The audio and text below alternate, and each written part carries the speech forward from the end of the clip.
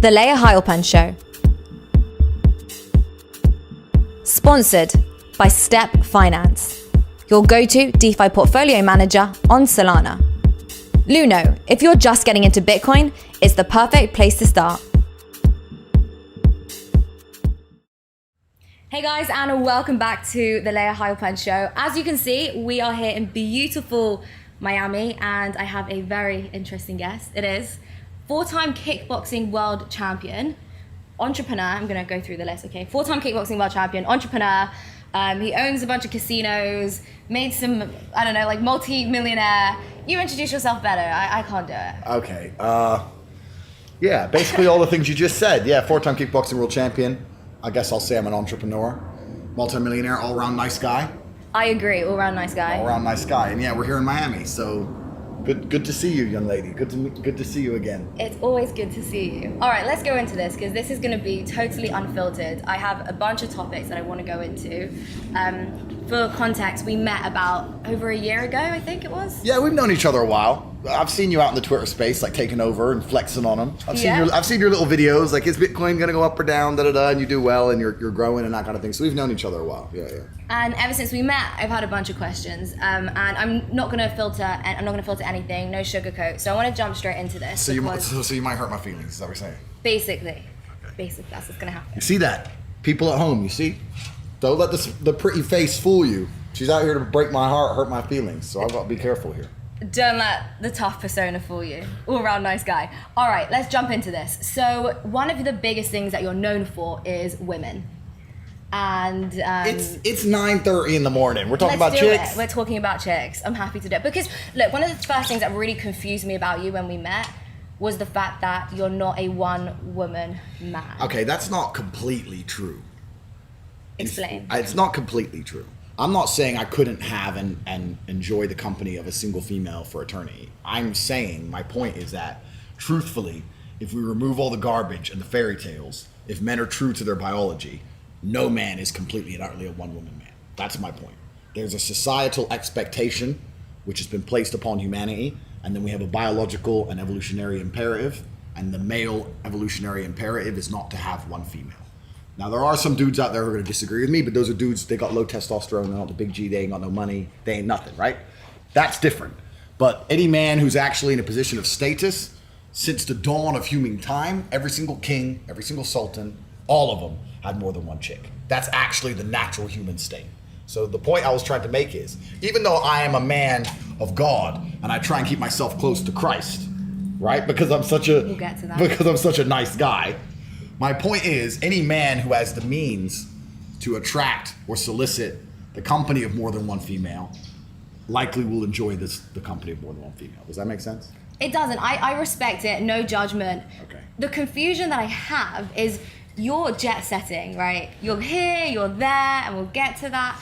But how does that work, right? Because at the end of the day, women want love, emotion, and attention. And if you're jet setting and if you have multiple women, how does that work practically? I don't have any women. It was just an observation. I don't have any women. Let's be honest. I can't lie. No, I know what you're saying. Women want love and they want attention and those kind of things. And yeah, I travel the world. But I really don't think that it's difficult to maintain a relationship purely based on if the connection is true, then the physical presence doesn't have to be as prevalent. Let's put it that way, right? There's lots of soldiers go to war and they have a wife at home who loves them very much. But that's different because they're going to die for a cause. I'm going to war. I'm out here in the streets. How do you think I'm making all this money? But what do you do? But like, you're not fighting a battle. All I do is fight. My life is a fight. What do you mean I'm not fighting a battle? I'm fighting a battle against the oppression of humankind. How are you doing that? How am I doing that? I'm the only person who didn't cowered out at the beginning of this imaginary scamdemic. I'm out here literally resisting the enslavement of man. What do you think I'm trying to make all this money for? More cars? No. I'm making money specifically so that I am, to a degree at least, ungovernable. But that's on an individual level. And I take care of my people.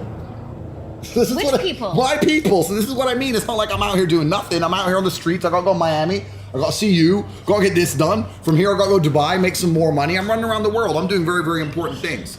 And if I had a female, if I did, because of course I don't, because I'm a man of God, blah, blah, blah. If I had a female, she would have to be very understanding of the fact that I am a man on a mission with a purpose. And there are some missions she'll be allowed to come with me on, and some missions she can't come. It's not safe for females out here. I'm out here. I'm all right. I managed to get here. Because you're next to me. I got you, Leia. You're okay. But but otherwise you got to be careful. Women are, you know what? And I don't want to look like a misogynist, as usual. Misogyny is okay to a degree. Okay. What degree? Let me know. Give me a number out of 10. I think it depends how we're defining misogyny, right? Yeah. Like, how would you define misogyny? Realistic. A lot of misogyny is just realism. Like if you're a realist, then to some degree you're going to be a sexist.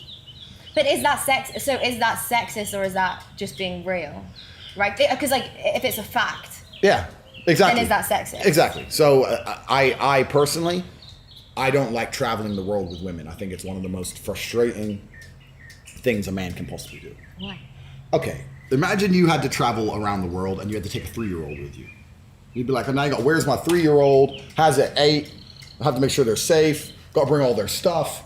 It's exactly the same with a chick. Me and my brother, we're Spartan, right? We can just go, rock up at an airport. There's no flight for 11 hours. Sleep in the airport terminal. Don't eat, don't sleep. One bag on our back.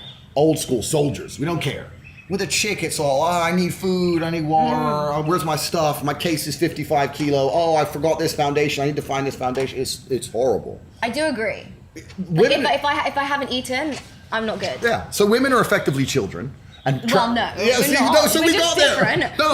We're just different to men. We're not children. A child couldn't sit here and have this conversation with you. Women have to be monitored and maintained and maintenanced effectively like a child would when it comes to not traveling. like a child. Yeah, same, exactly the same. It's the same. It's interesting. Yeah, listen, if I'm going to go Iraq, Afghanistan, all the places, and I've been to these places, I go with Tristan. We're battle ready. Okay, you hear the AK go off, we start running. Like a chick will all be standing there. Nah. No, that's true. Nah. What would happen if you didn't have Tristan? My life would be drastically different. I think that all men, in fact, I'd say the actual plague of Western nations today is that all men lack a natural masculine support network. I don't think it's just about me having my brother. I think it's the fact that most men out here don't have a genuine masculine support network. They don't have men around them that they can not so much confide in, but men hold other men accountable. It's very easy to be brave when every man you talk to is brave. And it's very hard to be brave if none of the men you speak to are brave. But what would you do if you didn't have Tristan? Well, then I'd have to get a masculine support network outside of Tristan, which I've already done and created myself. So it does exist. But I don't think it would completely change who I am, but certainly having my brother was important in my formative years because if somebody didn't like me or something didn't like me, it didn't matter because me and my brother, we didn't care. We're big, we're hard to kill. It doesn't matter if you like us, right? So one of the things I like about you is that you didn't come from money. Correct. And so you're very real. Thank you. My pleasure. I'm gonna take that as a compliment. Thank you. You are real. Thank you. You did a video where you were like, I'm out camping. I don't need all the luxury. I don't need all this ambiance. Yeah. So people don't know that. So talk to me about that. Growing up, was it Luton you were born? No, so I was born in Washington, D.C. Oh, America. Yeah, and I left when I was 9, and I grew up on a council estate in Luton. In Luton. Yeah. You grew up on a council estate in Luton. Council estate in Luton, yeah. And from the ghetto. That is the ghetto. That is the English ghetto. So talk to me about that though. What was that like? And how long were you in that kind of situation? Yeah, so I left America when I was around 9, and I lived in Luton until the age of 26-ish. Oh wow, till you were 26. Yeah, a long time, yeah. But I was kickboxing, right? My fight gym was there, and I was fighting from there before I finally managed to get out. But I grew up in a council estate in Luton, and I'm so thankful for it. The best possible thing that can happen to somebody is to be born broke and become rich. If you're born rich, life's terrible. If you're born broke and you stay broke, life's terrible. But to be born broke and become rich is a beautiful thing. Because truthfully, money really isn't all that interesting. What's interesting about money is thinking back to all the times you had no money. I love to go spend $25,000 for dinner, not because the money. $25,000 for dinner. All the time, yeah. All the time. We're in Miami. Where you been? Great places, but I'm not putting down $25K for dinner. Because you're a chick. And females don't pay anything for anything. They don't. In Miami, they don't pay anything. Yeah. Unbelievable. But anyway. Women don't have to pay, right? But there's certain places you can definitely do that. And the point is, the food isn't worth it. And it's not worth 25 G's, but the whole fun of it is just thinking back to when you never had 25 grand in your life. I never had any money in my savings account. I was completely flat broke. So it's the juxtaposition that makes it interesting. There's no light without dark. So I love the fact that I was poor. Those are in some ways, they were some of the happiest times of my life. Life was simpler back when I was poor. I'm not going to buy into more money, more problems. I'm not going to say that being rich isn't fantastic, because it certainly is. However, when you're broke, you have a very simple, singular focus, which is what it should be, just to make more money. But now my focus is more spread out because I really do not need to make more money. That's the one thing I do not need more of. But there's so much more to this story, so I'm not going to let that go. So there was hardship, right? And your dad wasn't always around. There was a story with like the hair. He gave you the whole haircut, and he told you hair doesn't matter. And all this like really formed you. Yeah. I want to hear about it. I want to hear about the hardship. Okay. Well, the hardship, my whole life was hardship. And to some degree, I try and make sure my life retains some degree of hardship. My father was the OG. I was raised by probably the best father on earth. I really genuinely believe But he wasn't around? But a father doesn't have to be around. This is the big mistake. This is another big mistake, especially among the conservatives and the tradcons and all this crap. The idea that a father needs to sit around like a second mother to make a child healthy is a fallacy. In fact, I'd say it's detrimental to the child. I see all these dudes out here, they have a kid and they basically become mother number 2. Why? The mother keeps the child alive. As a father, it's your job to be impactful. You need to guide. You need to be a role model. You need to be a superhuman. Everyone should look at their father like a superhero. That's what you should genuinely view him as. It's hard to be a superhero if you're home every day arguing with your wife, changing diapers. That's not what a man should do. A man should rock up, teach lessons, be impactful, and it's more about quality as opposed to quantity of time. I saw my dad once a month. He was out on the streets. He was pimping, hustling. My father was a chess grandmaster. He's traveling the world playing chess. He had all his girls. He's doing whatever he's doing. When he came home, it was an impactful time, whether it was a positive impact or it was a big argument or whatever. Never was I ever around my father. It was a low energy environment. That's not who he was as an individual. And I remember every single second spent with him. There's a whole bunch of dudes out here and chicks. Their father's home all the time, fine. But if you're home all the time, you're going to lose to a degree your mystery. It doesn't matter how cool you are as an individual. If you're home all the time, always, you're not going to have that magical power as opposed to, whoa, dad's home. I'm telling you, the biggest mistake fathers make is that they let the woman convince them that to be a good dad, they need to be there all the time. That is a complete lie. Fathers never did this. We were always at war or down in the coal mines or away working. This is the way it's always been for humanity, right? The men were away doing important things. Now the man's at home changing diapers, like a punk. Why does that mystery matter? Of course it matters, because life is mystery. Life is a whole... That doesn't mean anything. That's just a lot of beautiful, exciting words. Life is absolutely mystery. I'll tell you why the mystery matters. Because for a female to retain her attractionness to a man, there has to be a degree of mystery. That's the first thing. So we're talking about a household where even the woman truly respects her man. There's a bunch of dudes out here, a bunch of people who are married, who are home every day, low testosterone levels, they're cucked out, and they're going to disagree with me. Fine. But it's the truth. A woman is more attracted to a man who gives a little bit of mystery. Let me give you an example. Let's imagine we went on a date. Let's imagine, yeah? And you asked me my job. And I said, I do this and this and this and this. No. What would you actually say? You wouldn't say this and this. Give me. No, I wouldn't. I would never tell a female my job. But let's say what would you say? Let's say I run casinos. I own casinos in Romania, right? Let's say so. I picked you up. We're in the Lambo. We go out for a nice dinner. And I say I run casinos. Alternatively, you say, what's your job? And I say, I look after my people. That's my job. But the point I'm making is the story you're going to construct in your head is actually going to be more interesting to you than the truth. You're going to say, well, my man just 25 grand on dinner, pulled up in a $400,000 car, looks after his people. What does that even mean? And it's going to be more interesting to you. When you watch a horror movie, what scares you is not the ghost that's on the screen. It's the thing you don't see. It's just walking and there's noise, you don't see anything, and then bang, it comes out of nowhere.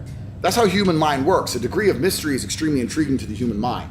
So it's extremely intriguing to the female for her man, it's the first thing. And it's also extremely intriguing to the child for their father. Dad's home. Oh no, the whole dynamic of the house has changed. Everything's shifted. Dad is home. He's been away and now he's home. Whether it's positive or negative, that has an impact on you, has a genuine effect on your psyche. I see so many fathers who walk in the house and the kids are just playing a video game. Dad walks in. They don't give a shit. Is that parenting? Are you a good dad now because you're home every day? That's why all these dudes are punks. No one can question what I'm saying when it comes to being a father or parenting, because I was raised in a very specific way and I'm one of the greatest men on the face of the planet.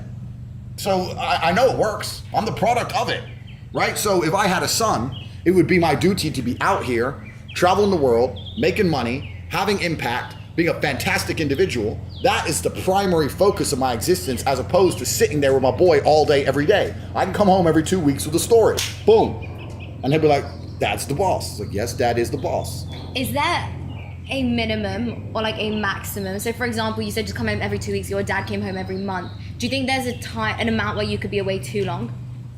No. Really? Not really. I mean, it's hard to quantify in a very, very specific, Yeah. quantifiable way, right? It's hard to quantify. But the point is, if you make a large enough impact, you could see if I had a son, I could see him once a year. But my son should want to emulate me. He should want to be me. He is me. So I have to live a lifestyle which is worth emulating. This is the difference between kings and peasants. And this is the problem with the world today. 99% of the men, including 99% of the men who are going to watch this interview, all the crypto dorks, all these dudes, all these losers, they're peasants. They have a peasant mindset. When a king had a son, he wasn't staying at home changing diapers. He was conquering new lands and going to battle for the name, for the bloodline, to set an example for his son to graze into, right? Dad's out here, he's conquered this, he's built this castle, he's out there, he's slayed those people, killed those people. I'm the next, I gotta go do something. That's how a king raises a son, by example. A peasant raises a son the same way a female raises a son. What the fuck is this? Not parenting. That's not being a dad.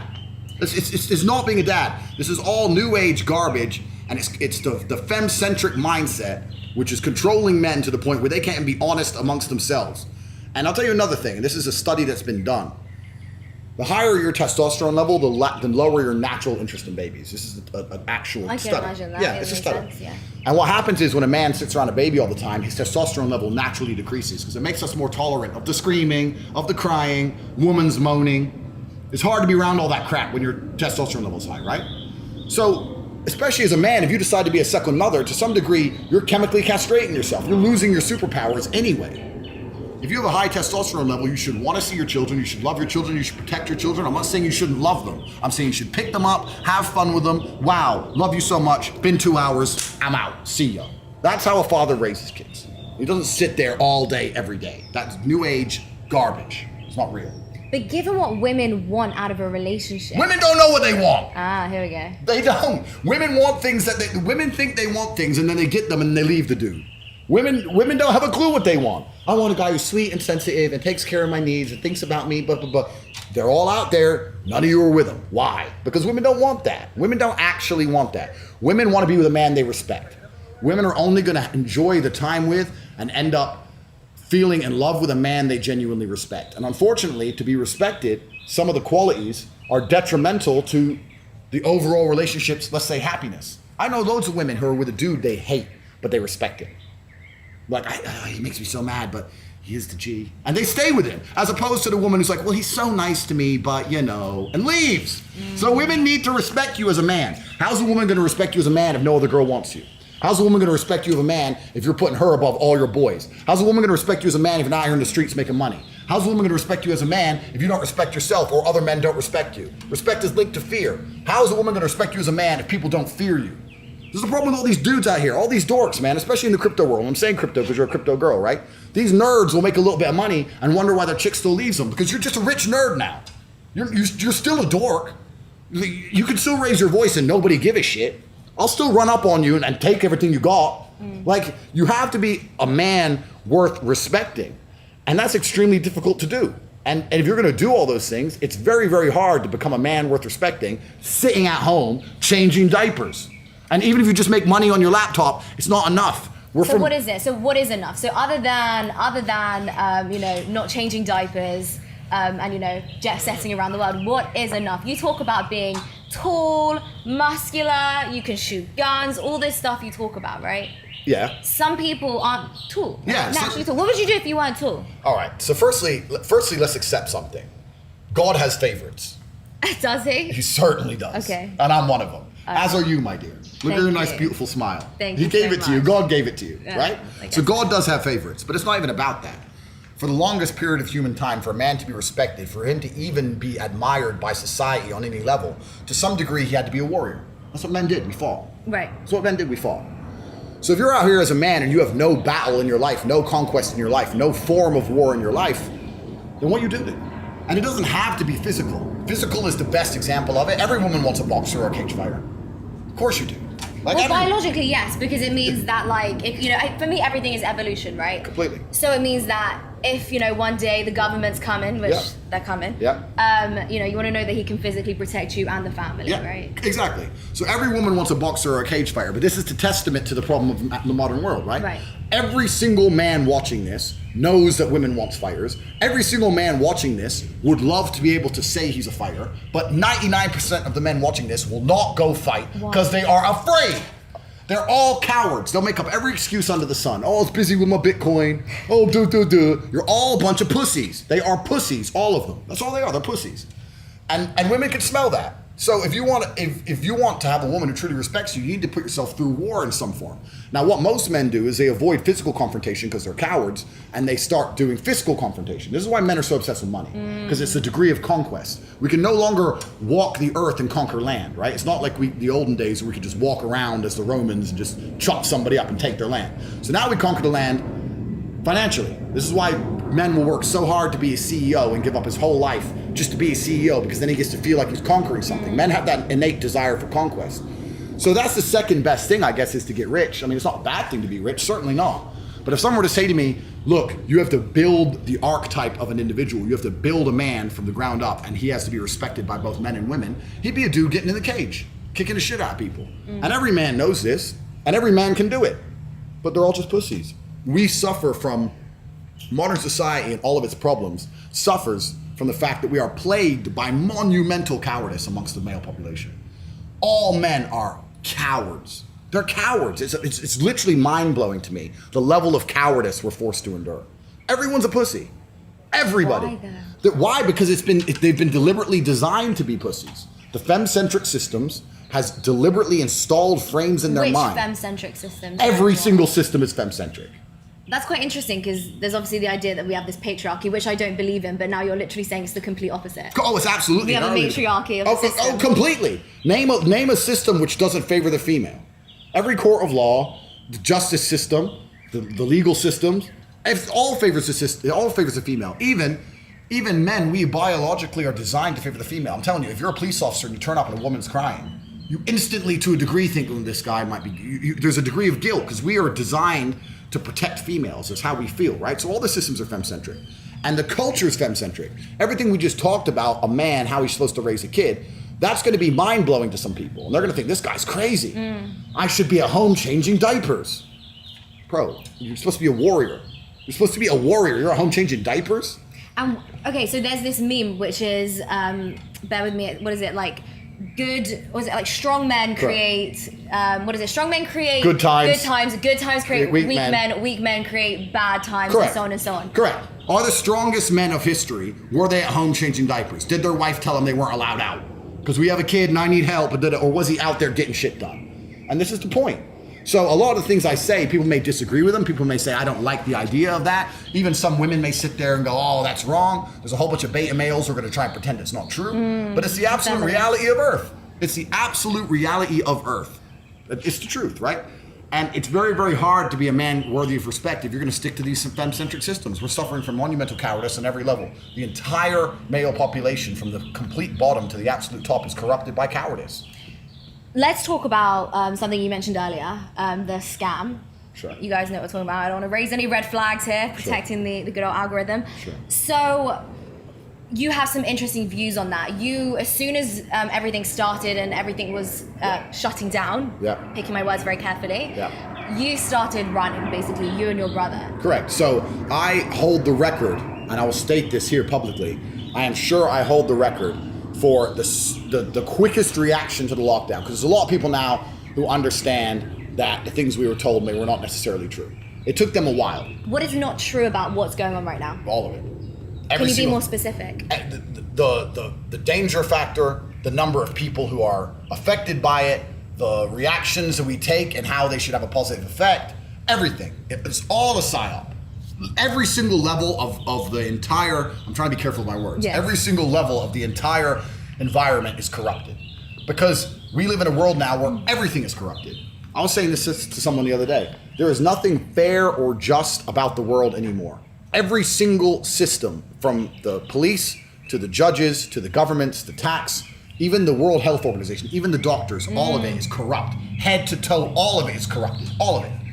So the whole thing is a scam. And I like to think I hold the record, because at the very, very, very beginning of lockdowns, all the people now who are anti-mask and anti-lockdown, they all complied. They all cucked out and got scared. Ooh, the cold. And me and my brother, we put it on Twitter, you have to timestamp. Within 3 seconds of this garbage, we're on planes flying to Sweden and Belarus because they're the last countries without lockdown. And that's basically because we took the brave choice. My brother and I sat there and had a conversation. We said, this virus might be the real deal. We might get really sick. Oh, you actually thought for a moment. Well, back then it was when the people were dropping dead on TV, the Italian hospital's full. It looks like a real deal, right? Stuff was coming out of China. Yeah, it looks crazy. Yeah, okay. So how do you know what to do? But me and my brother concluded, well, we don't know what to do. So let's take the bravest possible choice. Because you can't hide from a disease. It's going to be here forever. It's going to get us eventually. So let's make the bravest choice. Let's die like men. Let's charge at the gunfire. Because we're not cowards. Turns out we went to Sweden for 2 months in a wide open country, partying nonstop while everyone else was locked in their houses, and we realized, oh, everything's fine. Now, if every other man did that exact same thing, we wouldn't be where we are 2 years later. The reason we are suffering, because we are suffering, suffering the way we are suffering, is because of the monumental cowardice of man. Revolutions are nothing more than men standing in one place and complaining and screaming. Can't even get men to do that anymore. Too busy. They're too busy. They're at home with the kids. Oh, my wife said it's my day to babysit. But it's more. Peppa Pig. It's no, more than that. Yeah, no, it's so much more. That's funny you say Peppa Pig actually, because Boris Johnson was talking about Peppa Pig the other day. Boris Johnson, listen. No, but other than children staying at home with the family, how do we stop what is all of going it? on? Leia, my dear, it's all of it. This is what I'm trying to say. We just started this interview and you said it's unusual that I say a man should have more than one female, right? To you, no, not unusual. Well, it is unusual. I just don't necessarily. It's not what I'm looking for. So for me, I'm just like, I'm heartbroken. That's okay. I'm sure. But the point I'm making is everything translates, right? It's a spider's web. If you're gonna find a man who's truly warrior-minded, who's truly conquest-minded, who's truly hard to govern, is he gonna get one chick and let her tell him what to do with his life? No. He's gonna be that guy who does whatever he wants. And this is where we also tie into loyalty, because loyalty is a completely misunderstood concept. You value loyalty. Oh, absolutely. Yeah. But male loyalty, masculine loyalty is completely misunderstood. All these dudes out here who are at home with their wife thinking they're loyal, you're not loyal. Loyalty is having options and returning to the same place, not only having one option. They're very different things. If I walk into the store and they only sell apples and I buy an apple, I'm not loyal to apples. I don't have a choice. Loyalty is walking in the store where they sell all the fruit. I buy apples 6 days a week. Occasionally I get a big fat pineapple and I go back to apples the day after. That's loyalty. Without choice, there's no loyalty. So most of these dudes and most women who say, he's loyal, he's lame, and he can't get nothing else. That's not loyal. Loyal is a dude who has all those options and still is in love with you. That's what loyalty is. So masculine loyalty is completely misconstrued and misunderstood anyway. The truth is about most of these dudes who talk about being loyal, they couldn't get something else if their life depended on it. Nobody wants it. So when I talk about a man having multiple women, I'm not even saying he's gonna be a disloyal man. I know a lot of men, we don't have to talk about me. I have some friends who are some Russian guys, they're multimillionaires, they have a wife, she's beautiful, she's in a Bentley, she's living the good life. When the Russian mafia are out to play, he has no chicks? You think he ain't running around with a bunch of Barbie dolls? No, of course he is. But he goes home to his wife, and his wife's like, he can do what he wants. I don't care about them. I have the family. I have the kids. And she's smart, and he's smart, and it's a happy environment. Only here in the West are you going to try and find a mafia boss and say, you're not allowed to do that. Come on. He's a G. He's a G. I respect it. I understand it. But for me personally, I just don't think that's something that I could. Yeah, you're living in a fairy tale, my dear. Because that means you have to compromise. No problem with it, because most of these chicks out here and most of these dudes out here do compromise. Everyone watching this compromises. I say this all the time. If you were rich when you met the partner you're currently with, you wouldn't even be with him. You think you love your wife. No, you don't. Because if you were a multimillionaire, you wouldn't have ever even got with that chick. So everyone to some degree compromises. If you're saying that I value sexual exclusivity above everything else, that's fine, but you're gonna have to compromise. If I want the most reliable car I can buy, I can't go into the Ferrari garage and say it has to be reliable. They're like, go buy a Toyota then. This is what comes with a Ferrari. You get the performance, you get the beauty, sometimes it breaks down. That's how it goes. That's what comes with a Ferrari. If you want a top tier man, he's gonna do certain things. And most women intrinsically know this. If you go to one of these parties in Miami and one of these chicks is chilling with Chris Brown, do you think she believes he's gonna be loyal? No, doesn't matter, it's Chris Brown. Yeah, I don't touch Chris Brown. Okay. It was just an example. Ugh. My point is women intrinsically understand at a certain value of male that they're not gonna get sexual exclusivity and they don't care. They only So try and get that crap from beta males. It's only a beta male they try and, okay, well, you're not allowed nothing else, da, da, da. When you're really I real G. understand and I agree with you to a very large extent. However, I still want to prove you wrong one day. You're not, listen. I will prove you wrong one day. You can go out there and find the biggest bad boy you can find who is loyal to you, which is fine. But the fact that he is sexual exclusive to you means that for some reason, we don't know why yet, there is a human metric in which he does not excel in every form. So you can go out there and, like I said, Toyotas are really reliable, Ferraris are unreliable. You might go out there and get yourself a nice BMW. That's sure. That's fine. I'm not saying he doesn't exist. You can go get yourself a nice BMW. I don't like BMWs. Well, that's what you're aiming for. No. But when the Ferrari pulls up next door, when I meet your dude, I'm gonna be like, yeah, he's all right, but how much? What? Less than 100 mil? Nah, come on. Well, he's a broke. I'll he's a prove broke you boy. wrong. I'll prove you wrong. And maybe he'll have money, but he'll lack somewhere else. So this is my point: is that the true masculine in the realm of true masculine excellence, one of the benefits of such is sexual exclusivity. Because females, you have so many choices. Most men out here have no choice, and the very few men who are at the peak of the human experience of a man have all the choice. And to find a man who has all the choice, which is extremely rare amongst males, like less than 1%, and say you're going to be with me and me only, it's hard. It's hard. Why would he do that? Why would he do that? I'll prove you wrong. I'd love to prove you wrong. And look, it's on the cards. We'll talk about this in a couple years, and we'll see how. I hope you have a happy marriage. I'm not saying you're not going to find a nice guy. I'm not saying you won't find a guy who won't be loyal to you. I'm not saying any of that. I'm saying that there's compromise. I understand. We'll see. There's compromise. We'll see whether we compromise. There's compromise. I want to go back to talking about the lockdowns and everything like that, right? Sure. Because it's getting absolutely crazy. Yeah. There are a lot of people hate when I say this, but I believe it, so I'm going to say it. There are a lot of resemblances with 1940s in terms of us and them 100%. and creating a second class system 100%. of people. So how do we get out of this? Because all tyranny does eventually come to an end. Does it? Well, we see it happens again. History doesn't repeat, but it rhymes. Yeah. That's the best thing that I've heard recently. I think it's amazing.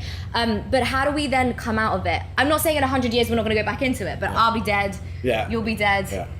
What do we do? My boy will be on the streets. Don't worry. That's what I mean. That's why I have to raise him right. Right. Because the next warrior You class. have a boy? No, but I'm going to make about Okay. 20. So don't worry about it. So, yeah, it's a difficult question. The pessimist in me kind of thinks that this is different than all the other tyranny they've tried to enact before because they have a technological advantage and they're getting to the point where they might be able to ensure via technology that they can keep a degree of tyranny existing. Part of me is not scared, but part of me is pessimistic in regards to the fact that they have the tools now to put things in place which are going to be extremely difficult to break. They're going to put paradigms in place that are going to be extremely difficult to break.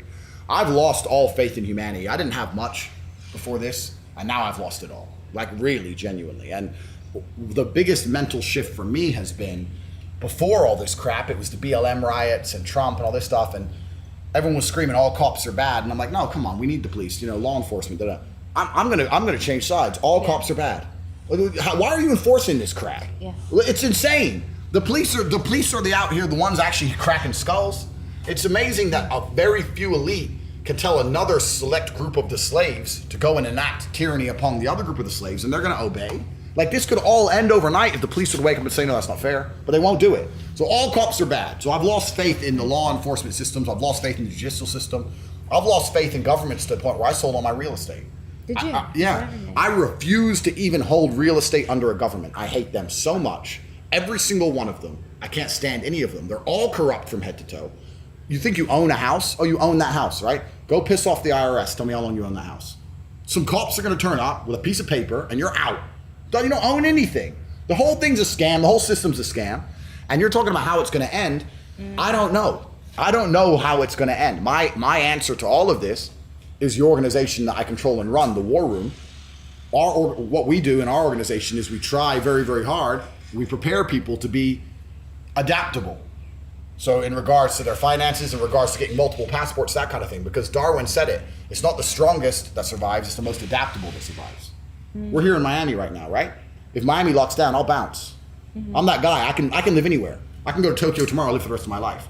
So I think the smartest thing you can do in the current times is try and prepare yourself or try and construct a life which allows you to be adaptable, because nobody knows what's coming next. I don't know what's coming next, and nobody knows where to be. It's very, very hard to be proactive in such a chaotic environment. You need to be reactive. And that's what the War Room's all about. So I'm trying to save myself and my people, That's the first thing I'm trying to do. I'm not really trying to save the world. No. Because a lot of these people out here, they deserve the slavery. You deserve it.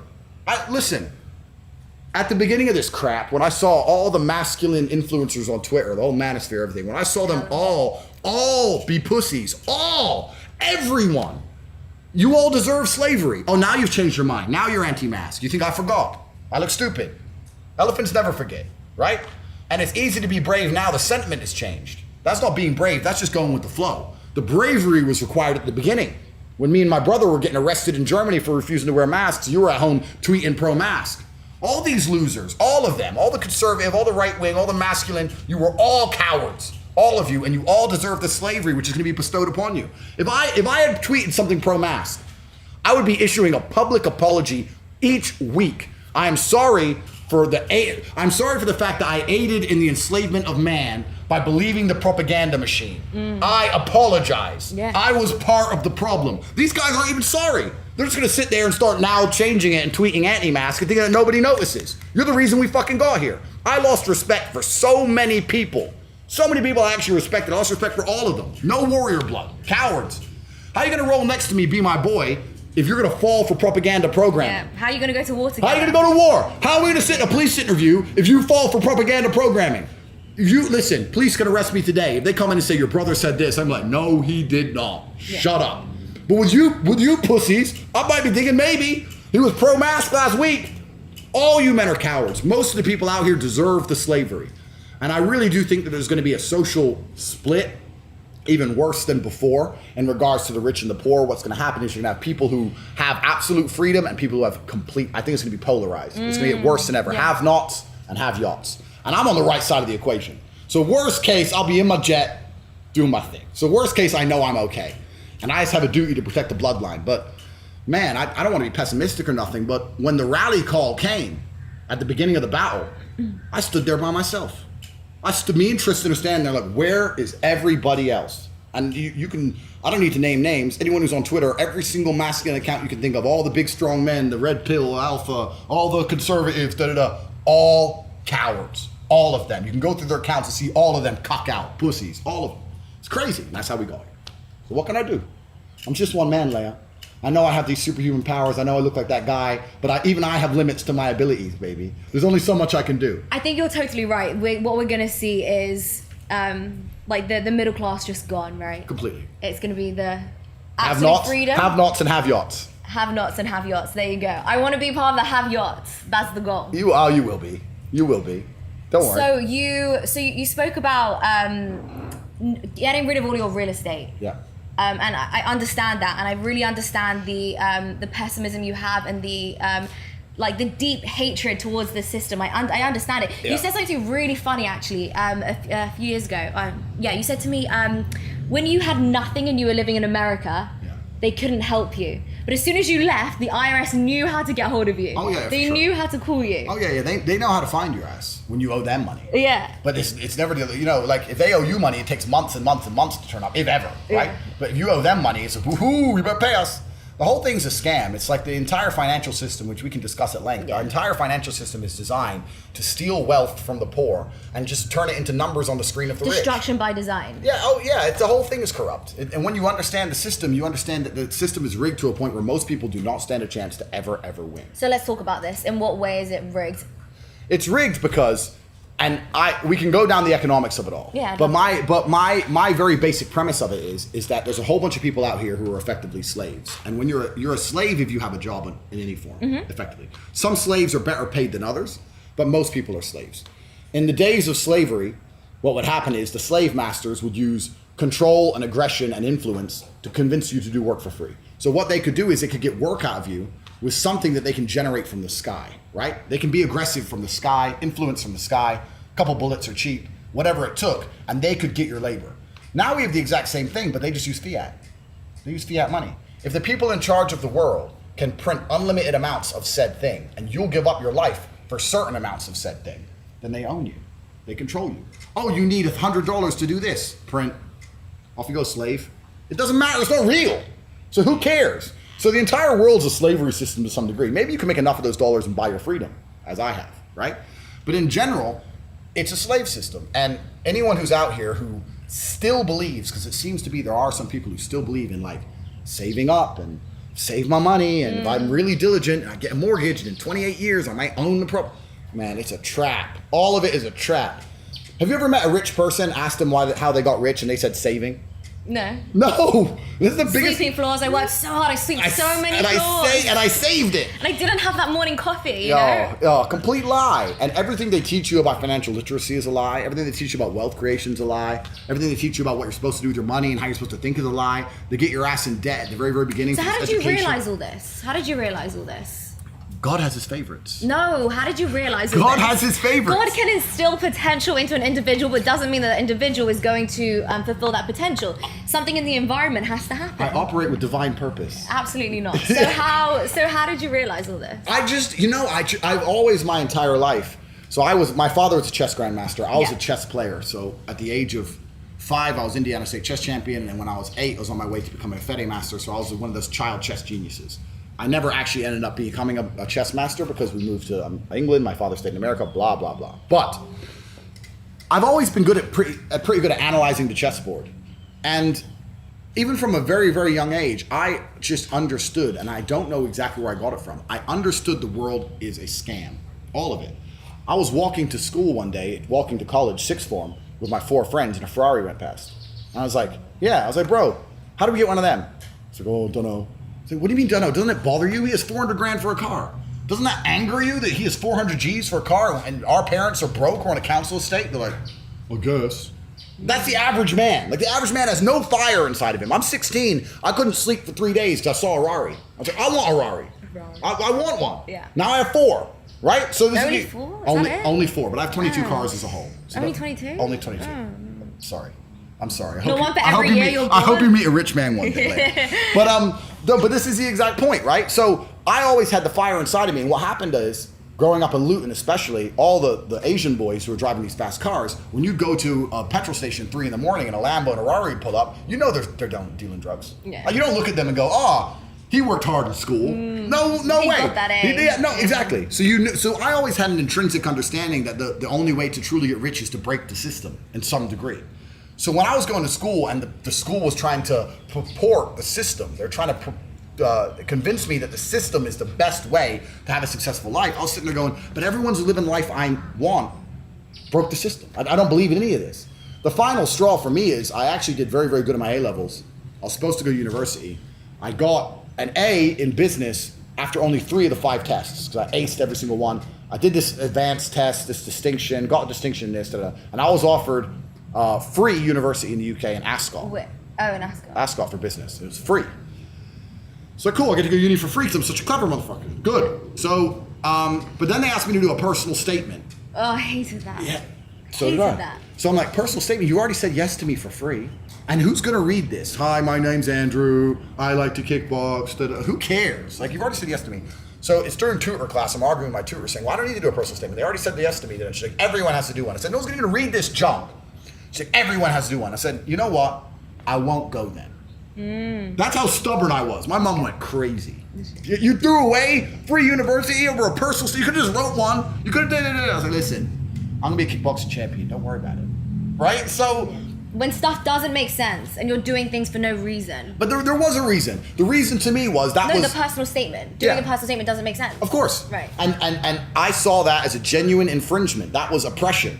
I can't accept that. No, I know I'm smart enough and I'm stubborn and I've always been stubborn. I'm like, no, I'll be fine without your university, without your personal statement. Goodbye. I must have been the only person to ever throw away free university in the UK. But I didn't go. Best thing that ever happened to me was not going to university. Thank God. That's a 4-year head start. Everyone's out here in uni. I was making money.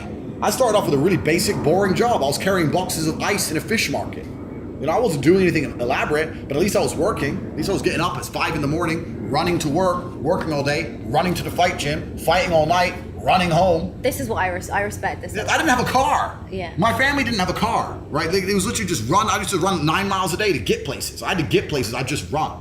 So, like, I couldn't wear nice clothes because I get sweaty, right? So I was this guy who used to wear a tracksuit, a t-shirt, take my t-shirt off so I didn't sweat too much, and just run everywhere around Luton. You just see me, the crazy guy, just running. I really want people, if you don't know Luton, please look up Luton. It was bad. Yeah, I grew up in a bad place. But Wait, what did you do though? You went to the fish market? Is that what you said? Market. Fish market. You were kickboxing. Correct. And then what did you do? Right, so I want to know how you made money. You want to know the whole story of how I got rich? Yeah. It's a really long story. Every time. But yeah, I've always had, the point is I've always had that fire inside of me. I've always had that desire inside of me. I think every man is born with a masculine fire. I think it's certainly the reason why so many things in history happen. It's the reason why so many armies tried to conquer the land. Look, why? Why would the Romans wake up and look in a random direction and say, let's go over there, whoever's there, let's kill him? That's inside of men. There's something masculine about conquest, right? That fire has been dampened. It's been dampened by distraction and consumption and all these things. But for me, I think the fact that I was so broke, I couldn't really distract myself. I couldn't consume anything. I couldn't buy anything. Like, so what do? It was either a life of crime or a life of punching people in the face and getting paid for it. So I chose to get paid. And the original question is why I resisted the system. I could feel all these little triggers my whole life of the system trying to oppress me. And every single person I saw living the life I was aspiring to was outside of the system. Even now, to me now, I consider myself outside the system. I'm outside the matrix. I can say what I want. You're gonna get me fired? Who are you gonna do? You're gonna go get me fired. Anyone who's triggered by this, get me fired. Good luck. Yeah. Like, I love living outside the system. I always aspired for it. So that's the simple answer. I really think that I have to be careful what I say on YouTube. Yeah, I don't want to get us taken down, no demonetization. Yeah, I have to be careful what I say on YouTube. But any man out here with any kind of money, you have my network, which is the War Room, which is the premier network in the world. And besides us, I don't think there's anything else. But you need to be very, very understanding of the fact that if you're going to stay inside the matrix and be a fully law-abiding citizen for the next 10 years, you're going to get crushed. Yeah. You're going to get crushed. You need to either get another residency to another country. You need to get political connections. Yeah. I'm telling you, everyone saw my Twitter during these lockdowns. I traveled to 30 countries during lockdowns. Yeah, you partied. I partied, yeah. I And saw so it. all because I knew somebody. I know somebody everywhere. I had a guy in Russia who get me a business visa through his company to go to Russia during That's the close. I know everybody, right? So with my connections, my network, and the number of passports I have, which is in excess of 10, I can do whatever I want. On those passports, how does it work? Okay, so Like, is your actual name on it? this is YouTube, my dear. I want to know how it works. This is YouTube. Can you tell me after? Can you tell me? You can tell me and then tell me the rest after. No, but it's No, kind of... I want to know how it works. You can give I'm me. not give, all right. I'm you not. Give me the okay. subtle. Give me the subtle version. Okay, so I'm not plugging my organization, but one of the first things we do in the War Room is we have a specific section and a construct that helps people obtain multiple residencies. Okay. And the reason that's so important is because if you only have one passport, then one government has jurisdiction over your life. Correct. And I don't trust any of these governments. Now, the idea of living off-grid is outdated. The idea you're going to go to some hut in the forest and sit there with a bunch of guns and that, it's not real, right? The New World Order's here. We're all plugged into the system. The best thing you can do as opposed to living off-grid is to live on as many grids as possible. Because that allows you a lot more flexibility. In the height of Corona, when I was traveling around, when I wanted to go into a country, and they said, you're not allowed in the country, Americans are banned. English people are banned. Swedish people are banned. Romanians are allowed in. Yeah. Cool. So I'm the same guy, right? I'm just whipping out passports. Wait, but is your name the same on all the passports? I really wanted to know that. Anyway, the point is, the War Room, the organization I run, CobraTate.com, that's something we specifically help with. And it's very easy to do. There's ancestral roots. Yeah. There's a whole bunch of roots. It's not hard. It's just a bunch of paperwork and headache. But we have a team, we have lawyers, we have people who can help make all that happen. So if you're a man and you have any kind of money, you need to be realizing that a degree of that money is worth spending on trying to obtain freedom. And to obtain freedom, you need to have as many passports as possible. Okay, so we'll talk about the passports after, clearly. Got it. Okay, I'll learn all about this afterwards. Yeah. So let's talk crypto. You were very rude about the crypto people. Okay. Am I rude? I don't want to be rude. I don't want to be rude about crypto people. Yeah. I like them. I'm a crypto people. Yeah, you're a crypto person, yeah. And I'm not... I know a lot of crypto guys who are cool. I have a lot of good friends. Yeah. I've made a load of money with crypto. Yeah. I love a pump. Chainlink, right? Yeah, I bought like loads. Yeah. I caught Sol at like $6. Blah, blah, blah. Yeah. So I love crypto, and I love a crypto pump. Everybody does. When I say detrimental things about the crypto community, the point I'm trying to make is that many people out here, especially men, are not prepared for wealth. And when I say they're not prepared for wealth, they haven't been through the struggle that's going to allow them to become a man of caliber before they find money. They haven't done the running to the fish stall, running to the gym, getting punched in the face for money. They've never done that. So what happens when a 19-year-old kid catches a crypto pump on some junk like Shiba? Now he's a millionaire, fine. But a few things have happened. First, his ability to work hard has now been destroyed. He'll never work hard again, right? Because look how much money he made with blind luck. You think he's ever going to go out there and get a job and take a pay of 50 grand a year and really dedicate? Never. Even if he lost all that money, the only thing he could ever think to do is to just try and get another pump. He's a gambler now. He's effectively a gambler for the rest of his life. So his whole work ethic's been decimated. That's the first thing. The second thing that happens when someone like him catches a crypto pump is because he has no life experience, no real world experience, no struggle, etc. He's now, Tristan calls them geese. Geeks? Geese. Geese? Yeah, like geese. Okay. You femise the geese. And femise is another word he made up, but you just femise them. They're femisable. Femise them. He made it up. I don't know what that means. You no do matter how know. many times you You're say a it. chick. You know what it means. No matter how many times you say a made up word, I don't know. Femise is you turn up with your pretty smile. Okay. Oh, I love you. He gets femised. He gets taken out of the game. He gets femoosed. Whipped. Yeah, whipped. Like he has no caliber. He's no character, right? He's got money, but money is nothing more than an amplifier. Money doesn't change who you are. And the problem with most of these crypto dorks is that they were dorks and now they're rich dorks, but you're still a dork. Still a dork. Yeah, money is just an amplifier. I'll give you an example. Lambo pulls up. Yeah. Nerd gets out. Now he's a super nerd. Oh, some tech dork. He has a Lambo. Who gives a shit? He's a nerd. Lambo pulls up. Big man gets out. Now he's a mafia boss. So the point is that the Lambo is not what makes you a mafia boss. The Lambo, if you have all the other qualities, will amplify your qualities into that sphere. It's an amplifier. Money is an amplifier. And the point I'm making about wealth and crypto when I insult these guys is that a lot of these guys don't have any of the qualities they need to be amplified. They don't have anything worth amplifying. If you're a man and you've made a bunch of money on crypto, the smartest thing you can possibly do is understand that the traditional paths to wealth, pre-crypto, taught you a lot about being a man. If I had to make millions the old-fashioned way, I'd have to learn to negotiate, I'd learn how to handle stress, learn how to work really hard, learn how to network. I'd have to learn so many things. These autists don't need to learn none of that. Just MetaMask, they don't know anything. So my point is that they've missed so many lessons on the path to wealth that wealth used to teach. This is why women used to respect money so much, not just for the money, but you knew you were talking to an ambitious, connected, smart, intelligent man. Yeah. Now you can meet a man with money and he's none of them things. He's literally none of them. You just call it a crypto pump. It's a unique atmosphere we're in. It's temporary, but it's unique. And when I insult the crypto guys, like, look, you have millions and millions of dollars. You need to get some masculine accountability, not the plug, but the war room is the exact kind of thing you need to be in, or you need to go down to a fight gym, et cetera, et cetera. You need to learn all the lessons you missed on your path to wealth. And that's why when I insult crypto guys, that's what I mean. Because I'll tell you something. I've been to these crypto events, blah, blah, blah, blah. I'm the only real G. Okay, maybe some of them have more hundreds of millions of dollars than me. Cool. I'm the only one who ain't scared. I'm the only one who'll throw down the street. I'm the only one who, if a gun came in the building, would be looking to take the assailant out. Everyone else would be running like girls. You think money makes you something? Money doesn't make you anything, especially not in the harsh reality of Earth. In the real harsh realities of Earth, bravery makes you something, not your money. Your MetaMask ain't gonna save you if some dude rolls up on you with a blade and decides to stick it in your fucking neck. It's garbage. So these men aren't men. They're amplified dorks. And now they're all over Twitter with their little NFTs and their little cartoon faces thinking they're something. I bought this NFT. You still don't matter, G. You still don't matter because you bought an NFT. And that's the whole problem with the crypto world, is that none of them are actually very impressive people in real life. And that's why I insult them. But I don't want to insult them in a negative way. I'm trying to inspire you guys. Look, you have the money now. Use that money to upgrade your character. Increase who you are as a man. You know, there's networks and things you can join. There's places you can go where you're going to have to genuinely be held accountable and struggle and suffer and go through some trauma so you can walk with some pride, as opposed to looking like a complete geek. There's no need for that. You said something interesting. You said when you're lifting weights in the gym, that's your day off. Yeah, it's my day off. Because when I'm lifting weights in the gym, that's a day off because I spent my entire career getting punched in the face. I had 87 professional fights. And for the majority of those fights, I didn't even make any money. A couple grand, maybe. I was flying around the world to fight some crazy Kazakh in Armenia for like 6-7 G's. Coming out with my hand broken, my face busted up. Like, I've been to hell and back. And okay, yeah, it was self-inflicted, but genuinely, it's one of the best things that ever happened to me. I thank the Lord I spent my 20s engaged in constant combat. I don't know how there's a full-grown man out here. If you're watching this, how are you a full-grown man past the age of 30 and you've never once had the balls, once ever, to get in the cage in a fair fight against a worthy adversary, and you walk the earth without shame?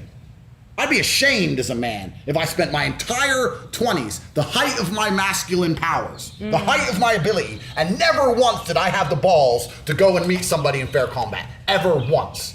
Oh, well, I was busy. Busy doing what? You spent so much time on Pornhub, you're a liar. Never busy. Cowards.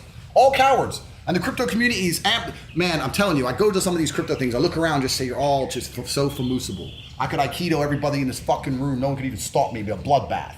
It's a joke. It's a joke. What's the problem with Pornhub?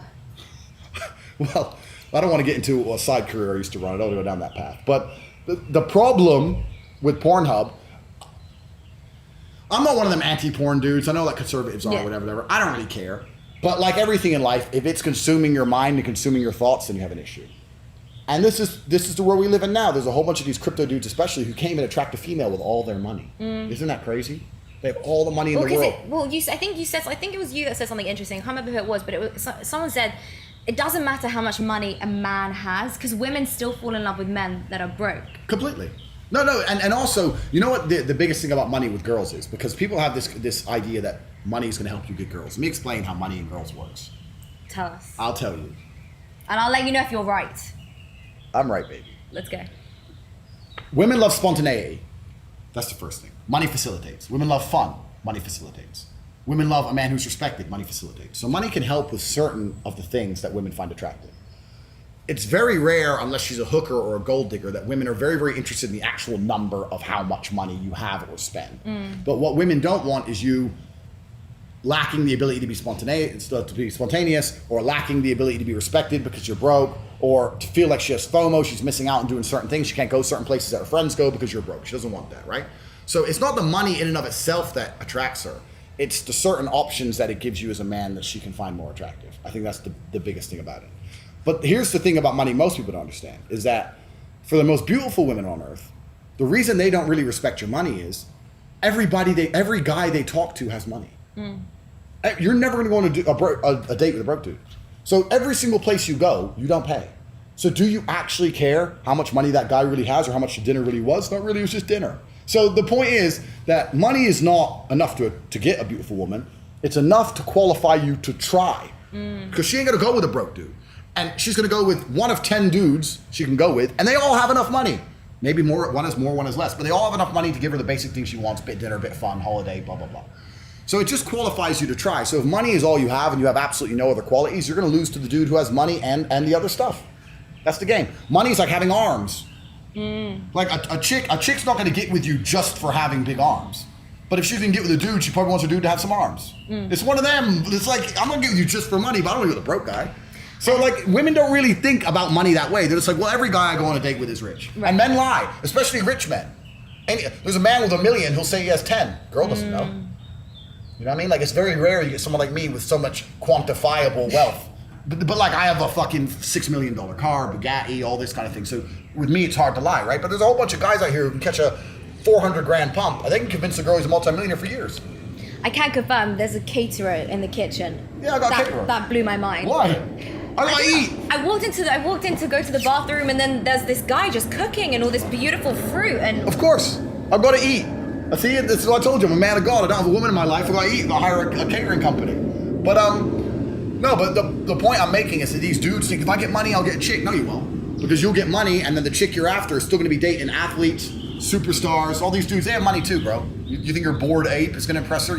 Dork. There's a term which is. You can do anything to a woman, but you can't bore her. That's absolutely true. So funny. No, but it's true. And to get a little bit dark, it's true. I knew a girl in Luton who was in an abusive relationship, right? Her man was always hitting her, screaming at her. She was always crying, I want to leave him, blah, blah, blah, blah. Problem was, when she finally left him, in fact, he got banged up for drugs, so he went to jail. She got some other guy, a nice guy, and she was a complete prick to this dude, and she was so unhappy. And the problem was, it's very, very hard to be interesting when your ex is a psycho. The new guy's boring. It's true. I can see in her eyes. I'd say, you're going home and you're turning up 2 hours late and he ain't even screaming, and you're bored, aren't you? Well, no. I was like, you missed the days of the fucking flying plates and shit. Because it's women are addicted to drama. You watch TV shows. Women watch serial killers documentaries to relax. Like, this is the reality of females. You want drama, you want excitement. It's not a bad thing. You watch the Kardashians, you don't want it smooth. I don't watch any of that stuff. I'm just going to put that out there. But as a generalization, of course Leia's different, I'm sorry. But it's okay. As a generalization, the point I'm making is that you're right. Sometimes women are attracted to very, very toxic men because toxic men are not boring. You're never bored with a nutcase. And then after a crazy guy, you try and get with a normal guy, and you end up being very, very bored. So you're right. You can do anything to a woman except bore her. A lot of these dudes are out here treating women like complete shit, but she's staying because she's not bored, and it's boring everywhere else in comparison. So it's just certainly true as a paradigm. It's true. Girls just want to have fun. Cyndi Lauper. There you go. Nailed it. You said something interesting as well. See, I clearly follow everything. I'm a fan. Like I respect the hustle fully. High five. Fully respect the hustle. May not agree and then want to live the same kind of lifestyle, but I respect it. You said something which was when you wake up in the morning, you don't ask yourself if you're happy. Oh, completely not. But what's funny about that was a lot of that kind of like masculine like self-help. Yeah. Is for men. Yeah. But as a woman, I find that really helpful. Because you said women just want to be happy. They just want to wake up and feel happy. Yeah. But you said no, wake up and just, what did you say? Wake up at... Yeah, so have I created something or am I doing... Yeah, so the basic premise is that the paradigm of happiness is completely misunderstood. I believe that, because people always say to me, oh, well, you have all this money, Tate, but are you happy? As if I'm going to be like, no. Like I guess what they're hoping I'm going to do. Yeah. I'm like, bro, I'm fine. Yeah. Enjoy the bus. No, but the point is the whole paradigm of happiness is largely misunderstood. And we talk about happiness in society as if it's the most important metric, and I'd actually argue that it's not an important metric at all. And it's also really, truly amazing how what you define in your mind, the limits you set in your mind of what happy is and what happy isn't, becomes very, very true. So I watched a very interesting documentary once about colors. And it was colors. Yeah. And it was a tribe in Africa that used different words to describe colors. So to them, blue and yellow are the same color, same word, right? And also these two very different shades of green. And I'm talking about like grass and a leaf, like basically the same shade of green. They're completely different colors. So when they showed them blue and yellow and they said, can you tell the difference? They're like, no, it's the same color. I can't tell the difference between the blue and the yellow. Well, they couldn't see the difference? They couldn't see it, even because in their mind it had one word. So because they grew up their whole life and it had one word, those two colors within that spectrum, to them it's just like it's one color. They couldn't see the difference, just like we'd say different variants of pink, it's all pink. They couldn't really see the difference. Whereas the two very different shades of green, they're like, oh yeah, that's that. Oh, they're completely different. So the point is, their own mental blocks, their own mental barriers where they had mentally decided to put the brakes, controlled their reality. And people often talk about being happy, and what they do is they talk about being happy in the same way a child in their very giddyish Christmas morning happiness. You know, like, hee, I'm happy. That's never going to be long lasting. That's going to be temporary. If you were like that all the time, you wouldn't even get anything done, right? You wouldn't even be a mature adult. So the idea that you're out here searching for that feeling permanently is asinine and it's immature. That is certainly happy, sure. But I've changed the paradigm of where happiness is. For me, anything above distraught is happy. Besides 3 or 4 monumentally destructive events that are going to happen throughout my life, like a loss of a family member or something, unless I really, really feel down, I'm happy. So if I wake up, it's not I'm thinking if I'm happy or not. If I'm not devastated, I'm happy. It's black or white. If it's not black, it's white. So even if I wake up and I'm furious and I'm stressed and I'm pissed off and I got much to do, I'm still happy. I've decided I'm happy. My happiness barrier isn't this little giddyish at the top. My happiness is everything besides feeling distraught. That's how I've designed it in my mind. So I describe myself as a happy person, and I don't really put much merit on my feeling of the day. I've got things to do. I'm an adult. I get my shit done regardless of whether I'm super happy or slightly less happy. I'm still happy and I still perform, and that's it as a whole. So when I meet guys that go, oh, I want to be more happy, I'm like, bro, that is a stupid, destructive way to try and live your life. To constantly self-analyze and compare your happiness to how happy you were at another period and how you're going to get happy again, trying to get to the top 1 percentile of happiness. It's stupid. It's not real, right? You understand where I'm coming from? Yeah, I agree with you, but I think what's funny is that a lot of this kind of advice is given to men, and you'll say like a woman doesn't need it, but I find a lot of value in this kind of advice. I prefer men. So they say that women give really bad advice, right? Yeah. They say they give terrible advice. Yeah. I don't necessarily agree or disagree, but I seek out advice that men give to other men for myself. Good. Because I think that a lot of the advice that men give to other men is going to be harsher, more logical, and less emotionally led. But I say this all the time to guys who message me and saying they're not happy. I say 2 things. I say, firstly, you shouldn't be measuring or be concerned with how happy you are. Shouldn't be something that's in your mind or something you're even thinking about, right? You've got other things to think about and other things to do. That's the first thing. The second thing is, wait.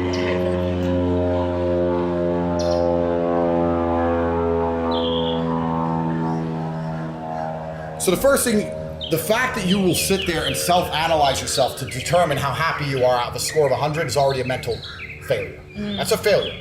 You should be busy. You shouldn't cross your mind. The fact you have time to sit there and go, how happy am I today? Oh, I'm only this much. Maybe I should be happier. That's already a mess up. The second thing is, and this is the truth, most of you, in fact, the large majority of you, don't deserve to be happy. Why? Because they haven't done the work it requires to be happy. Yeah. You're not a man of genuine excellence in every human metric. You don't deserve to be happy. You're sitting at your computer with your Bored Ape and your NFTs and $4 million, but you're fat and you're boring and you stink. And you expect yourself to be happy. You don't deserve to be happy. You don't deserve it. You haven't worked for it. Beauty lies on top of the mountain, my friends. You have to climb it. You have to get all the way up there to see the peak and its amazing view. Let me tell you something. I'm happy because all I've done is suffer. That's all I've ever done is suffer. This is how I got here. Suffer. My life's been nothing but suffering and trauma. That's how I got here. That's why my worldview is so brilliant. That's how I can wake up, and as long as no one has a gun to my head, I am happy because I have suffered. You, ladies and gentlemen, haven't suffered enough. And if you haven't suffered, you're never going to be happy. Happiness lies atop a mountain. If it's just laying all over the floor and anyone can pick it up, it has no value. People's entire mental model is skewed. You're a crypto guy, right? You believe in NFTs. NFTs, the whole point of them is that there's one. It's the scarcity that provides the value. If things are not scarce, there's no value to it. Yeah. Right? So it doesn't matter what it is. It doesn't matter if it's financial. It doesn't matter if it's even a good body, right? The fact that a guy has big arms, the reason that has value is because it's rare. If every dude naturally had big arms by default, it wouldn't have a value. So you're talking about happiness as if it should just be laid all over the floor. If everyone could pick up happiness without trying, you still wouldn't be happy because it wouldn't have value, and you'd be aiming for you'd be looking for a new attention of happiness. You'd be looking for something else. You just raised the paradigm. And people who are out here trying to find happiness without trauma and suffering, those are the guys who get addicted to drugs, alcohol, all this crap, because they're trying to find temporary happiness. You're going to find happiness through pain.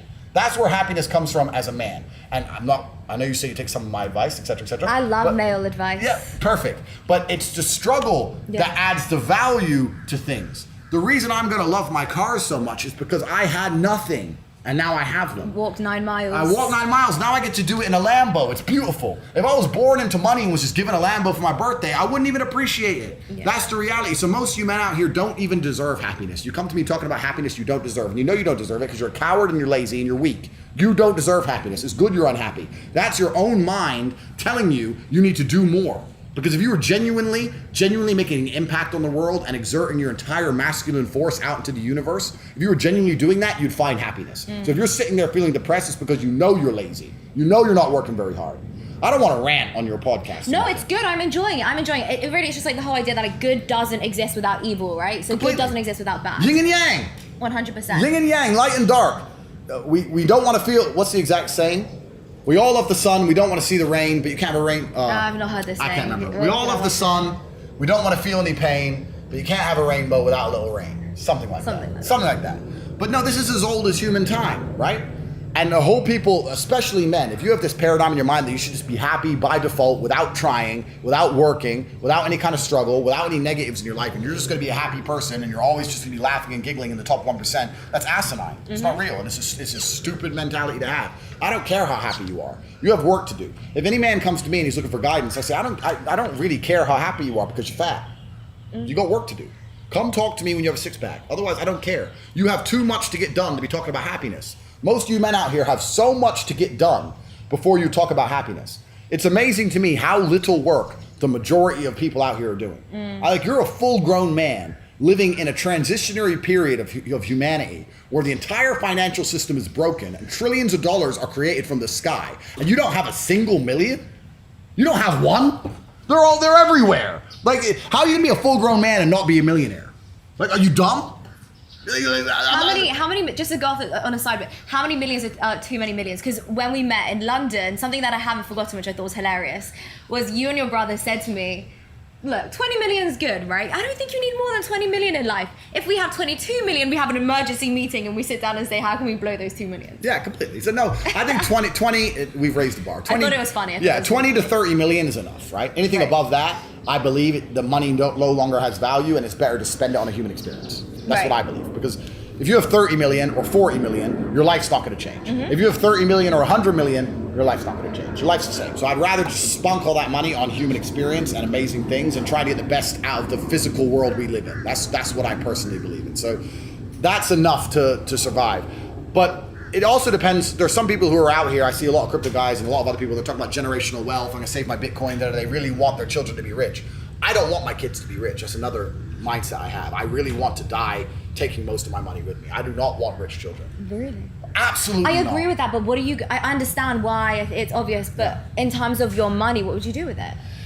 You don't just give it, I mean, you don't just give it to some institution, some bullshit charity. Nah, nothing like that. So what I'm going to do is I'm going to financially incentivize my children. So they're going to have the ability to be, so when I used to have to run to the gym and suffer and fight, and at the end of it I still didn't have food, my boy's going to go through all that and he's going to fight, and then I'm going to give him some money. But still he has to suffer, still he has to fight, still he has to win, still he has to run to the gym and back, etc., etc. The worst thing you can do for a child is raise them rich.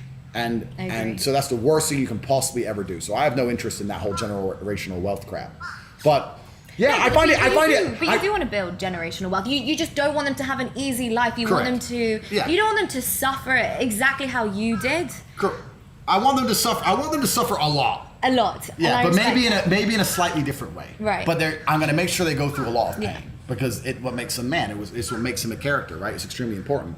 But I really find it remarkable when I meet men who say they work hard. And I'm not being elitist. I'm not being a horrible guy here because I'm from the streets, right? I'm from the ghetto. I'm not talking about if you're a taxi driver or whatever, and you've been a taxi driver your whole life. I'm not trying to sit here and shit on you. I'm not trying to do that. I'm saying that, especially if you're a younger man and you have access to the internet and you're paying attention to the things that are going on in the world and you do your studying and you're not hard to do some work, blah, blah, blah. If you're not afraid of work, I find it amazing there's guys out here who are still broke. Really? How can you be poor in the modern society that we live in? Like, there's money everywhere. There is. It's literally everywhere. Like, so when I see a dude and he's like, oh yeah, man, I'm broke, I just look at him and go, you're not trying hard enough. You're not trying hard enough. Yeah. You're simply not trying hard enough. I can do it from a single mother, effectively, from a Luton council estate to ultra high net worth individual. Then I refuse to accept that others can't do it. And people will say, oh yeah, but you did this or you had this, blah, blah, blah. Perhaps. But I don't operate within that realm. I'm not going to be softer on anyone else than I was on myself. Of course. If I held myself to such a crazy high standard and I was so accountable and so difficult and so hard on myself, why am I going to be soft on you? I was extremely hard on myself. I'd go sparring for 4 hours, and if I got hit once, I was furious. You want to be hit more? No, I don't want to get hit. No, you don't get hit. Ever. Okay. I want to just whoop ass. I don't want to get touched. Yeah. Right? I got hit once. I couldn't sleep for days. I was absolutely a perfectionist. Right? And then there's dudes out here who are just sloppy. Right. Just sloppy with their entire life. They're just sloppy. And they're like, oh yeah, well, just wear the mask. They deserve what's coming. Right, they deserve what's coming to them. Slavery. They're amateurs. We are really living in a paradigm shift where the professionals of life, and when I say the professional, I'll explain what that means in a minute, but the professionals of life are going to genuinely excel, where all of you amateurs are going to fail. Most people, most men especially, they live their life like complete amateurs. I don't understand how they even function. They don't know their own passport number. They haven't memorized it. Men aside though, like people in general. They're amateurs. Sometimes I do wonder how people have gotten to certain ages and how they're even functioning. Yeah. Getting offended by very simple things. I'm just like, how have you gotten to an age, lived your whole life? How on earth are you functioning if that's going to upset you? Absolutely. I don't understand how that even exists. Amateurs, and that's how they stay inside the matrix. Right. You need to exert a degree of professionalism. That's what I was saying earlier about the crypto kids. If you have money, great, fantastic, you've ticked that off. But there's a whole bunch of other areas of professionalism you need to excel in. You can give me any firearm on the planet right now, I'm going to hit the target. You can give me any car in the world, basically, I'll outrun the cops. Like, I'm that guy. You need to become that guy. It's practice. You need to go do it. But these dudes just don't do it. We're suffering from cowardice. We talk about all the problems in the world. It's easy to talk about them all. But you can narrow them all down to the exact same thing. Cowardice, masculine cowardice, all of it. All of this is masculine cowardice. That's all it is. And man, I see full-grown men out here like wearing a mask. You're scared of air? You're scared of air? Bro. It's the biggest dating filter there is. I'm just like walking around Miami, oh, he's got a mask. The medicine. Sorry, the medicine. Let's beat that out. The medicine. Yeah, but it's incredible. It really is incredible to me that that's the paradigm shift we live in. And And it's amazing to me that some of the things I say are seen as so controversial, because I don't think I say anything that controversial. I'm saying, look, have some balls, do what you want to do, stick to your imperatives as a man, try and get rich, and try to some degree live with a life of freedom. That's all I'm trying to say. See, I really agree with you, and I don't think anything's that controversial, but before we started this, you said that you do piss some people off. No, I piss a lot I of don't people really off. understand why. I've got to be honest, I actually don't, because I don't think anything you've said is unfair. But what I do is, see, I am a soundboard. And what I do is I annoy the majority of men, because if you're going to talk to me or listen to me or compare your life to mine, nearly any man on the planet is going to a degree, be inferior. So you need to humble yourself. This is the truth. Men need to humble themselves, because especially like, I don't know, we keep talking crypto, right? Yeah. I'm rich. Yeah, but I'm also rich, and I'm also tall and strong and smart, and I can kick the shit out of you. Yeah. And I've got all these, and I've got political connections, and I'm living a life of freedom, and like, you're rich, but you're afraid to go outside because someone's gonna rob you. So it's very difficult for men to compare themselves to me and not to some degree take an L. So they have to humble themselves. So what happens when I talk to people is either they go, this is inspirational. I want to learn from this guy. He has so much to teach. He's right. I need to become a professional. I need to be well-rounded. I need to join his network. I need to know the people he knows. I need to have all these assets and these connections, et cetera, et cetera. Or people go, he's just so arrogant. He's crazy. And I'm sitting at home with my wife and I raise my kids and he's crazy. But no, I'm not crazy. That's just a defense mechanism. It's defense mechanism. It's cope. That's cope. It's hard cope. It's cope. And lots of dudes have cope. It's kind of amazing. There's also something that's primal amongst men that women probably don't really know about. But as a man, when you meet another man who you know can kick the shit out of you, it bothers you. Even if they don't want to admit it. So even if I meet a dude and I'm really polite, I'm like, hey bro, nice to meet you. Yeah. Part of them's kind of like, fuck this guy. Oh no. Because they know I'll mess him up. He knows I'll mess him up. And it's something intrinsic about masculinity. It's kind of like when some girls hate girls who are prettier than them. Not all girls, but some girls like, oh, fuck that, but she thinks she's pretty. Right. It's the same kind of thing, but it's just Yeah. violence related, right? So there's that aspect. Ridiculous. Yeah, it's ridiculous, but it's primal. And you can It tie, is. and you can also tie into the fact that they don't like people who are richer than them, right? Yep. Men don't like men who are richer than them. They don't- Survival. Yeah, It's yeah, survival. yeah. So when they meet me and I'm more important than them and richer than them, and I can beat the shit out of them, and then I tick all these boxes, they just sit and go, oh, he's crazy. I don't like him, and I don't want him on my podcast. Blah blah blah. I've had people record podcasts with me and refuse to put them out. What did you say? The same shit I'm saying now. The Really? truth.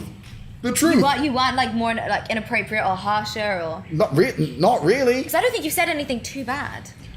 Look, I don't think so. I don't know. Maybe they're worried. You go down, I go down. Because I've just said I agree with everything you just said, basically. Do so. it. See you in jail. Literally. So. Yeehaw, I'll get us out. I got phone calls. There you I got go. phone calls. Don't worry Sort about me it. out. Sort me Yeah, out. I'll get it.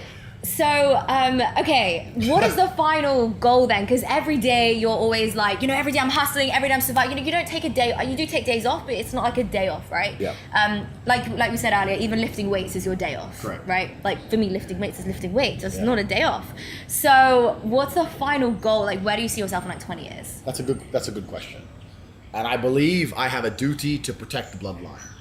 I have a duty to my last name. It was instilled within me. My Tate. father, Tate. My father is one of the greatest men on the planet. Unfortunately, he's no longer with us, which now promotes me to the greatest man on the planet. So I have. What about your brother? Are you equally greatest men or? Yeah, we share the responsibility. title. We share the title. So I have a lot of work to do, and I think that the duty I have to my bloodline, it depends the exact path I'm going to take. I don't know if I'm going to have 20 sons with 20 women. Or I'm going to find one woman who might give me 2 or 3, etc. But I think the family is a beautiful thing. But the nuclear family, as it's told within this trad, con, conservative, that's garbage. If you were to ask me now to design my ideal life, like if I could just design it, I'd have 3 or 4 sons in Moscow, 3 or 4 sons in Kazakhstan, maybe 2 or 3 sons in Mongolia, my 3 chicks, inshallah, my 3 wives. And they'd all be training hard, becoming warriors of Earth, all carry the last name Tate. And in the future, as much as people go, Tate, you can't do that. You can't have kids with all these women. You can't do that, blah, blah, blah. In the future, when the dystopian, when the machines arrive, when the Terminators turn up and you're like, where's John Connor? Where's John Connor? Oh, he was an act of fiction, but there is a man. There is a man who does exist. There's a man who's real. He's from deep in Mongolia and his name's Emery Andrew Tate V. And he's going to rise up because even I am human. I know it's hard to believe. Even I have I'm human, right? Yeah. And there's limits to my power. Time is in the fire is in which we all burn. Even I will get old. But when I am old, I need to make sure I've done my job because it would be a detriment. It would be unfair to humanity for me to not create clones of myself to protect the future. So that's my plan. My plan is to protect the future via my offspring. That's my plan. Okay. Plug whatever you're doing. So the War Room. Yep. Follow him on Twitter. Yep. He's also got a great YouTube. where you are very unfiltered. There's a hilarious thing about why women should cook and men shouldn't cook, which, by the way, as somebody who's like running her own show, I understand. Am I right? Because opportunity costs. Completely. Do you know how much? But like again, gender aside, like cooking, you know, opportunity costs. Massive the amount of time I opportunity waste cooking. It's insane. The amount of business calls I could have fit in that cooking period. Completely. Yeah, it's the YouTube is at Tate speech. Check it out. But I say some things that sound outlandish, like if you're broke, you should never cook. And people are like, what are you talking about? But it's opportunity cost. You ain't got time to waste. I know broke dudes out here cooking breakfast, cooking lunch, cooking dinner. You're wasting how many hours? No wonder you're broke. Like, cooking should be a luxury for the ultra rich. Like, either that or hire a chef. You got stuff to do with your life. You're out here broke as a joke, sitting there with a frying pan. You think that's your plan to get rich? These people have no understanding of Earth. True. No understanding of the world. So yeah, cooking is a massive opportunity cost. If you're a man out here and you cook meals and you're not a millionaire, you're fucked up. You're fucking up your life. So stop. So Tate Speech is the YouTube. At Cobra Tate is the Instagram. Twitter, who knows how long I'll be around. Of Wudan. What is of Wudan, by the way? Because I am of Wudan. Wudan. I don't know what that is. You don't know. I come from Wudan. Again. Wudan is a mystical mountain. Right. I've existed. Can't you tell, Leia, that I'm far too intelligent for the age? Yes. I'm far too intelligent for the age 35. I've existed for 5,000 years. Okay. I'm a reincarnation of the warrior. Do you actually believe you're reincarnated? I don't know if I should say yes or no. So you say the truth? It's not so much about believing. Belief has nothing to do with it.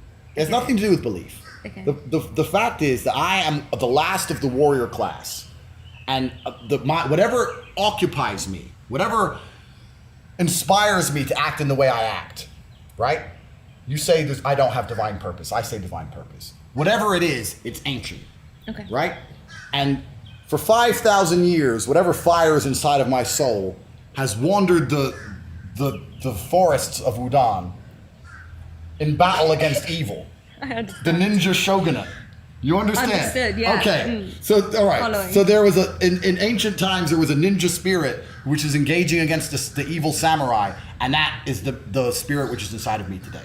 So I descend from Wudan. Wudan. And when I talk about the bloodline, it is my job to instill the same warrior spirit in my offspring. I will not have sons who are too busy buying NFTs and saying, oh, I made a little bit of money, and have skinny little arms and go to crypto conventions and be dorks. I will not have nerds as children. I refuse to have a nerd carry the name Tate. If my son is a nerd, one of us has to die, him or me, and I'll challenge him to mortal combat. Jesus Christ. Do you mean that? That's a bit of an exaggeration, but it sounds cool, right? It does. Sounds cool. I understand it. Andrew, thank you so much for chatting with me. You're welcome. It's always really fascinating to hear your perspective on things. And yeah, I appreciate it. And honestly, I really respect the hustle. Thank you very much. Thank you. Yeah, that's everything. Yeah, thank you. Guys, thanks for watching. Don't forget to hit the subscribe button, hit the like button, and we'll see you next week.